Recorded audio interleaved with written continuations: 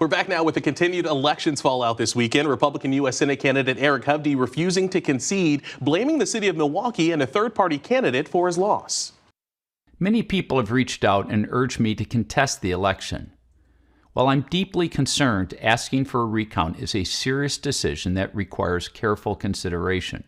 What we do know is that Democrats organized and funded a phony America First candidate, Thomas Leger, on the ballot to deceive voters, that this candidate was aligned with President Trump in order to siphon votes from me.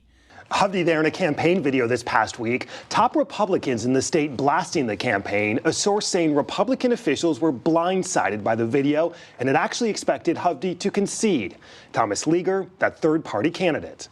Were you a plant by Democrats to help him lose? No, the group that I worked with was a conservative group from all that I could tell. They helped me get signatures to get on the ballot. After that, there really wasn't any input on my campaign. No Democrat ever contacted me. I never talked to any Democrat. Were you surprised when you learned that the group that recruited you had ties to Democratic donors? Oh, yeah. Yeah, I was surprised. I wasn't happy about it. You are a Trump supporter. Oh, yeah, absolutely. And to confirm and clarify, you ran on your own free will, your own campaign. Yeah, absolutely. With that, let's bring in Ann Jacobs, a Democrat and chair of the Bipartisan Wisconsin Elections Commission. And it's always great to have you here. Thank you. Happy to be here. Let's start with Eric Hovde. I want to get your response broadly to his claims targeting Milwaukee specifically and the third-party candidates. I was very disappointed by those conspiratorial complaints that Mr. Hovde put out about the election.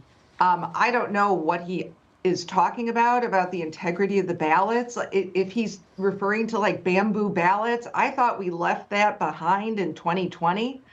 And certainly with regards to the third-party candidates, if they have enough signatures and they do their paperwork right, they get on the ballot. Mr. Hovde didn't make any challenge to them, as I recall, at the time that they were placed on the ballot. And frankly, if people vote for somebody else, they get to do that. You're not entitled to people's votes. You have to earn them. And sometimes that means you win, and sometimes it means you lose. Hovde made a number of claims in the video posted this past week, some targeting the overnight reporting in Milwaukee. Others targeted some inconsistencies he said that existed in certain precincts. Has the commission received any type of report or evidence of anything unusual or improper with either same-day registrations or the voter turnout in Milwaukee? We have not, and that's because we have same-day registration here in Wisconsin.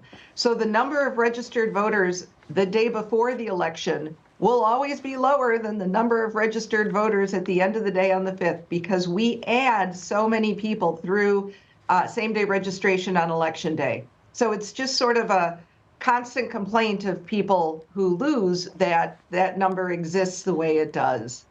And as we sit here today with the results, Hovde has every right to request a recount if he would like. Given the state of the race procedurally, just walk me through the logistics of that if he were to. Sure. So the county canvasses are due on November 19th. We do expect all counties to be in by then, but we do expect that some of them are going to hit that deadline. He then has 3 business days to request that recount. He is over 0.25% difference, so he will have to pay for a recount if he chooses to have one. Is it typical for a candidate to wait until the canvass, all the counties are complete before officially requesting or at least signaling that a recount may be coming?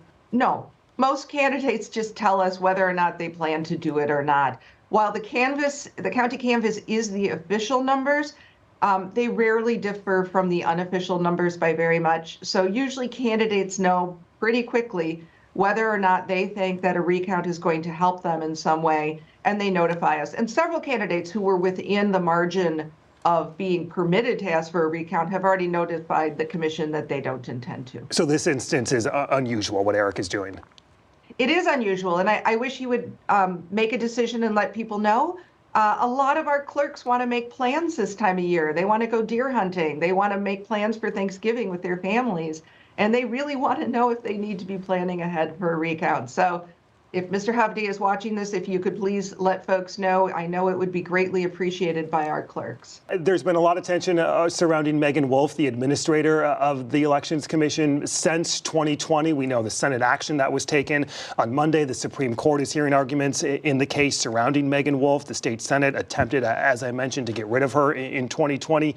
I'm curious, from your perspective, should she stay in her post, and how closely is the commission watching this court case? Well, obviously, the commission's watching the court case very closely. Megan Wolf has been an outstanding administrator and has had the full support of the commission, even going back to 2020 when all this brouhaha began.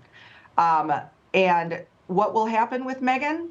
I don't know, but she has done such good work that I certainly hope that she decides to stay with the commission and the court allows her to do that. Ann Jacobs, chair of the Wisconsin Elections Commission. Another busy week ahead for you. Ann, hey, thank you so much for your time. Thank you so much. Coming up, the new scorecard. Just how accurate were the polls? Marquette Law School poll director Charles Franklin with a new answer next.